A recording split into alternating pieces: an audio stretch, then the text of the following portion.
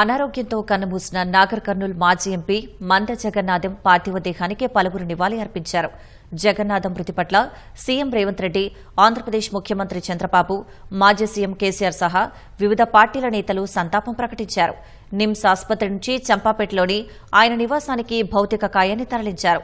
మందకృష్ణ మాదిగ, మాజీ ఎంపీ రాములు సహా పలువురు ప్రముఖులు పుష్పాంజలి ఘటించారు.